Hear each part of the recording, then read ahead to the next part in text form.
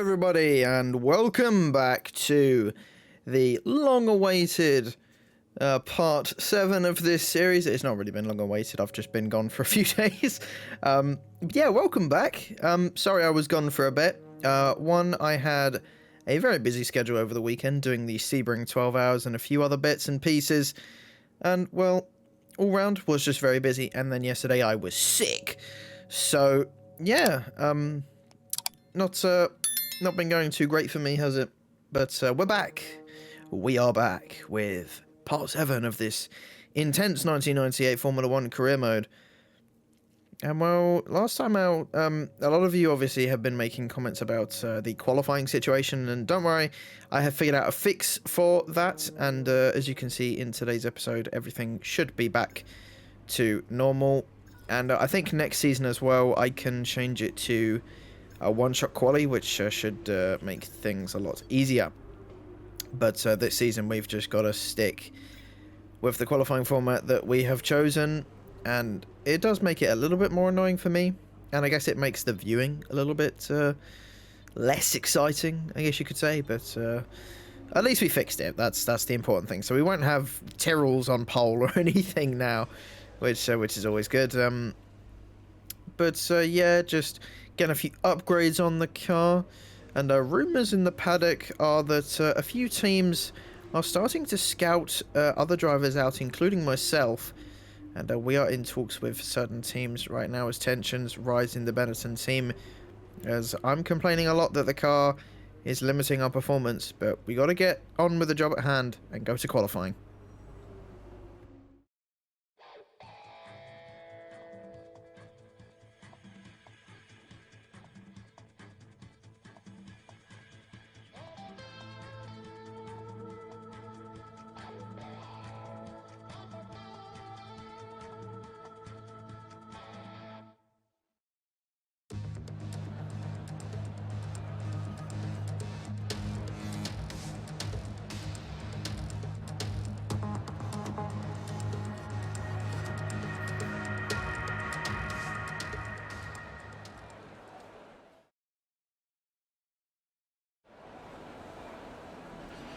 We've got a situation at the moment. Seems like something's off with the fuel injection system. We're looking into it, but we're going to be out of action for a few minutes. And reliability in the Benetton team strikes us once again. I mean, can't really say I'm surprised, as reliability this season has been pretty terrible for us and Fisichella. But eventually we managed to get back out on track, as we have Damon Hill making a hash of his first flying lap as we make our way past Marc Gené, as we start our first flying lap around this glorious circuit. I think this is one of the more beloved Formula 1 tracks over the past, I'd say, 20-30 years.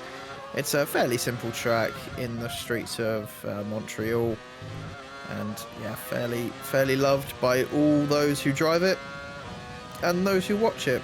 It's It can be a mixed bag of a race. I think all of us know that. It's been a bit boring the last few times we've been here, but it's fairly fun to drive. And yeah, in qualifying we're having our own struggles, as once again getting it very, very close to qualifying.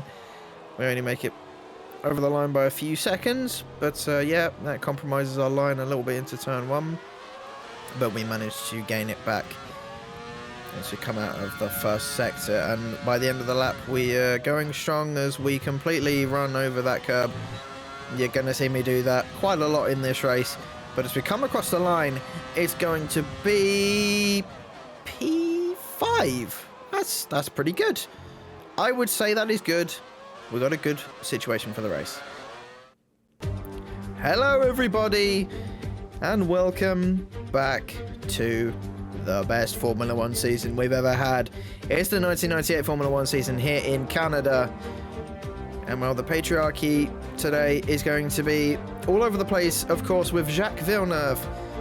We'll see what he can do in that Williams. He's not had the best of luck this season, but let's take a look at the track we're racing around today. 4.3 kilometers, 2.7 miles, 14 corners, one of the shorter layouts on the Formula 1 Canada. Not too much elevation apart from that first sector, which has got quite a bit. The rest of the track is pretty flat.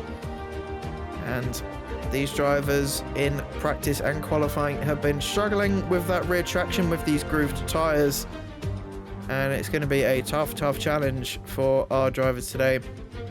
I think service has resumed as normal for qualifying, it seems, which is what we like to see. And well, the Ferraris are back on top once again. It's Michael Schumacher on pole position, taking ahead of his rival Eddie Irvine, with David Coulthard in third, Mika Hakkinen in fourth, and then Aaron Smith in fifth, Villeneuve in sixth, Herbert in seventh, Frentzen in eighth, Alesi in ninth, Schumacher in 10th, Fisichella 11th, Hill in 12th, Nakano in 13th, Barrichello 14th, Magnussen 15th, Genet 16th, De La Rosa 18th, Verstappen 18th, Mika Salo 19th, and Ricardo Rossi starts in last as he has a 10-place grid penalty.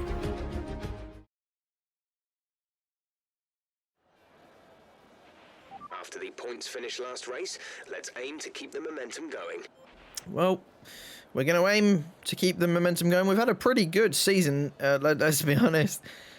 It's been a topsy-turvy season with myself and the AI really struggling to get a hang of these new cars, as the tyres seem to be the biggest struggle. But it's going to be 5 red lights, and we are underway here in Canada already. Very short light span, and we get off to a pretty good start. We're alongside of the McLaren in front of us, and we actually jump Hakkinen, and we move ourselves up into 4th place.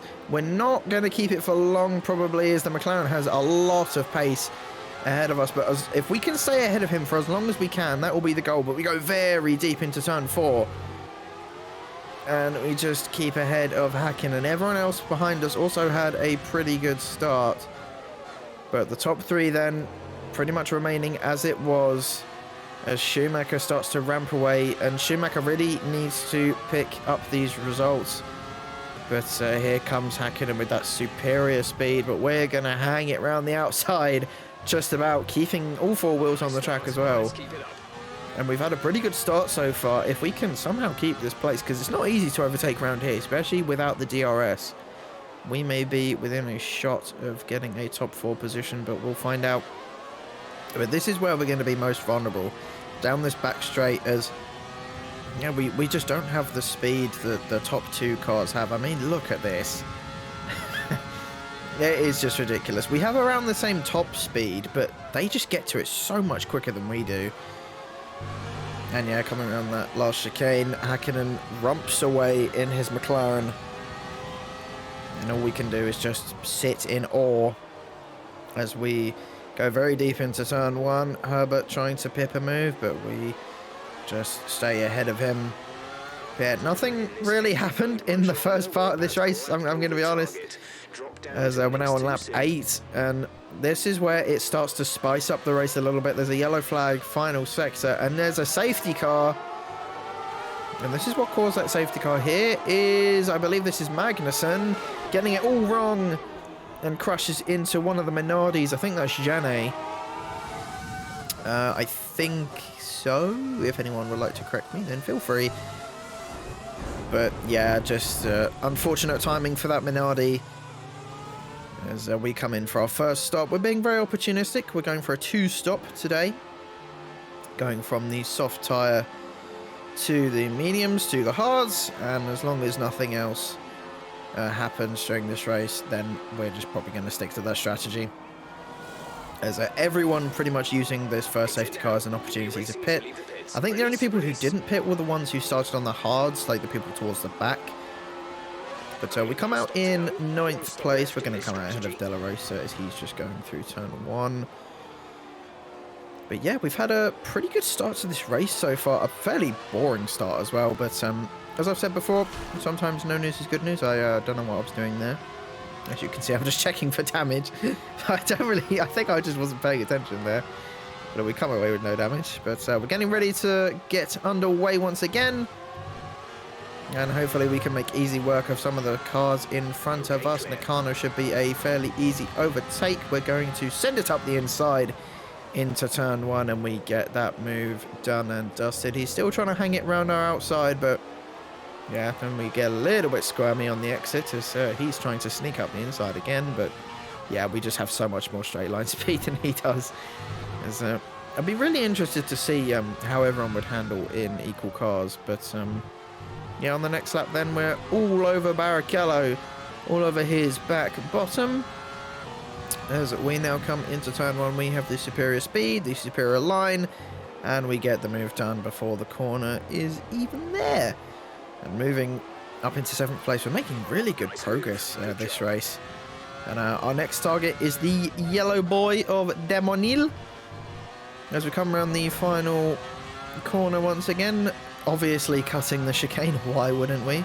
We're going to go for the outside this time, as he defends towards the inside, a little bit of wheel banging, but we try and get a better exit than him. He's still on our outside. It's going to get very tight into this next corner, but we put our car in the right display. I can't speak, can I?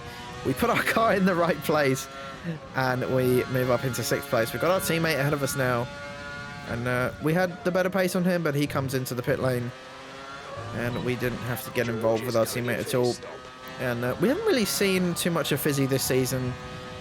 He's either been behind us or out of the race, and I think there's a yellow flag. I think it's the same as what happened to the Stewart and Minardi, and yeah, around that final corner. And this is the other Minardi of Nakano, who just completely botches that last corner. And oh no, yep, okay, he's going to reverse onto the track and take out 3 other cars. Yeah, I mean, what else do you need to say? The AI just being dumb. And well, we come in for our second stop a bit earlier than I would have liked, but tyre wear isn't too bad on these Bridgestones, and I'm sure we can get to the end fairly easily, as other people on our similar strategy than us are also coming in to stop. So hopefully we've made the right choices, but obviously we'll find out towards the end of the race, and we're going to have to be very, very late on the brakes. Can we get ahead of De La Rosa and Fisichella? We can. Just about. That was a spicy bench exit, to say the least. I can't speak today. I apologise. Maybe I'm a bit rusty for not commentating over the past few days, but here we come round the final corner to begin the race once again as we go green flag racing. And now, well, we have a really good opportunity to get into the top 4 of this race. And Alesi, Villeneuve and Herbert seem to be our next targets up ahead, with Fisichella right behind us. We'll try and see if we can pick a line for him to follow us through. And already we're all over the back of Alesi. It's going to be very close. Last time I saw 2 cars going side by side here, I think it was Stroll and Hartley. And yeah, that didn't end very well. But we managed to make our way back into 7th place. And we really do have good pace in this Benetton right now. And coming around the final few corners, we have superior speed over Villeneuve, and our straight line speed seems to be around the same. We're going to go to the outside. He locks up. We're going to have to try and avoid him as we try and pick our nose up into turn 2, but yeah, Villeneuve just gets better traction than us, and we just have to patiently sit behind. And now on to the next lap. We have another opportunity as he gets a really bad exit. We give him a little tap. I don't think we have any damage from it, though. We're going to try and squeeze him onto the outside line. We go for a send into turn 1. Little bit deep. Actually, very deep. We're drifting it round the corner, as we so often do. We can barely keep it on the track. We're squirming for control in this car, but somehow we managed to keep ahead of Villeneuve. And yeah, we just managed to stay ahead. And now we've got the Sauber of Johnny Herbert up ahead. And we have our teammate behind us as well for comfort. We're just flicking through our menus. And we get a tap from Fisichella, who spins us round the final corner. And Fisichella, I don't really know whose fault that was. I mean, I guess I could have left him a lot more room, but I just wasn't expecting him to be there. I thought he would have backed out, but yeah, just gives us too much of a tap, and it was a tiny tap, but it was enough to unsettle the car, and I think I may have overcorrected. quite a bit. He's on board with Fisichella, and yeah, just gives us a tap and sends us round. There's going to be strong words in the meeting after the race, as we're just struggling now, as our tyres have overheated massively from that. We've lost a bunch of places as Johnny Herbert then goes back up the inside. Remember, he just came into the pit lane, I believe, and we're just behind him, and yeah, we're just struggling so much. And on the next lap, then coming around the final corner, there's Hakkinen off, and we try to avoid, but we spin out of control into the wall. Okay, the safety car is out. And we have a 5-second penalty. We need to form up at a I reduced mean, pace. no offense to the Codemasters gods, I don't really think there was much I could have done there. Strategy is available on the MFD. But yeah, this is what happened to Hakkinen. He just gets it completely wrong around that final corner. And then Johnny Herbert, I mean, he was trying to go down the inside, but Hakkinen cut him off, and I didn't really know where to go.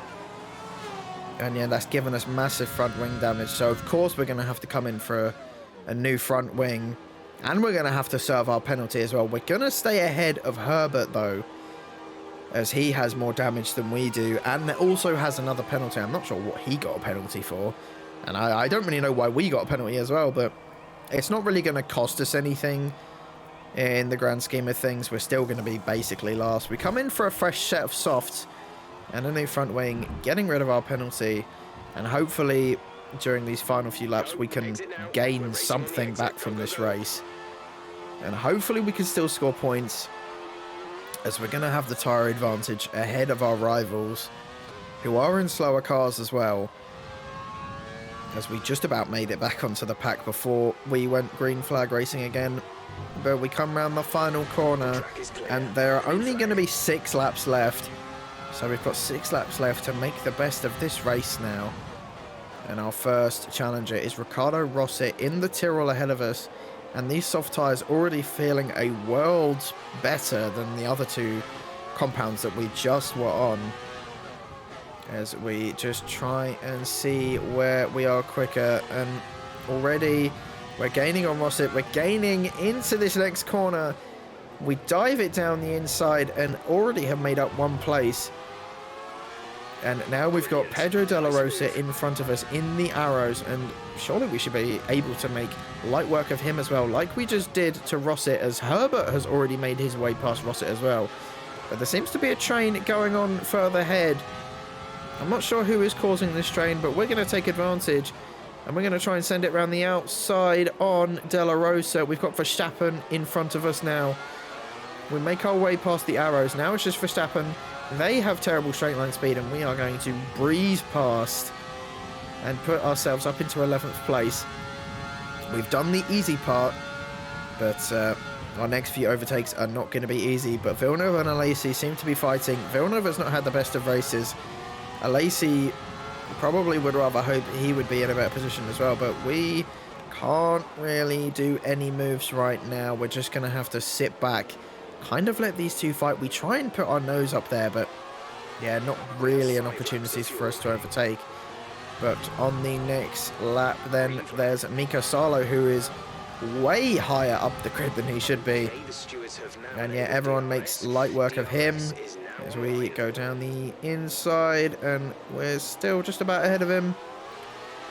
And now we've got Villeneuve as our next target. He goes very deep into turn 4, where we just about make contact with him, but we both come away with no damage, and we move ahead of the Canadian driver. He really is not going to be very happy after this one. I think the crowd rather hoped he'd have a better race.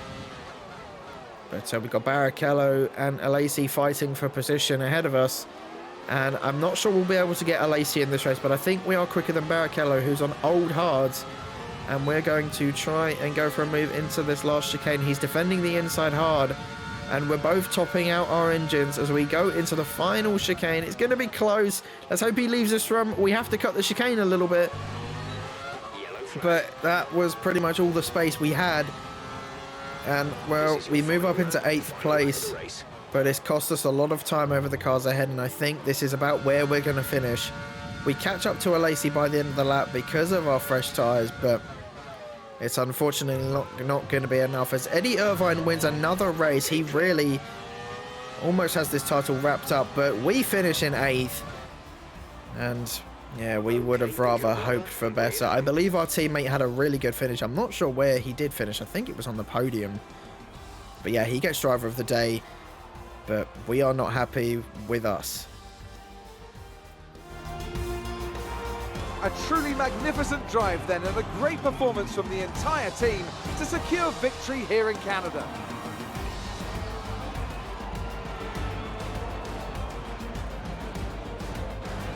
Anthony Davidson, what helped them deliver this result, do you think? It was a question of right place, right time today. We were looking at an entirely different race before the safety car came out, but they were able to take full advantage after the field had been bunched up. And here we are, a team that is no stranger to the podium, taking their place on top once again. A sublime race today, and a stunning win for Ferrari.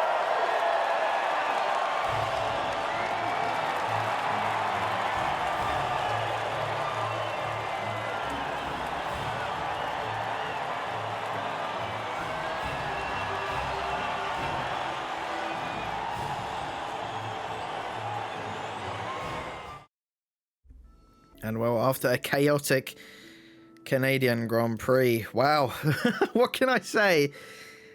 Yeah, wow, that was a race and a half to say the least. That first half was fairly boring.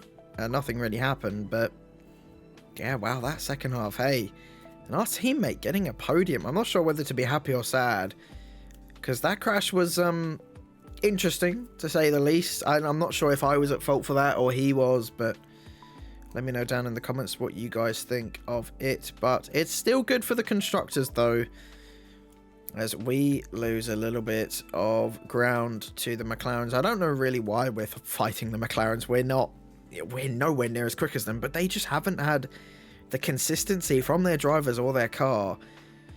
And yeah, I think they could have fought maybe with Ferrari, but I think Ferrari at the moment are just too far ahead.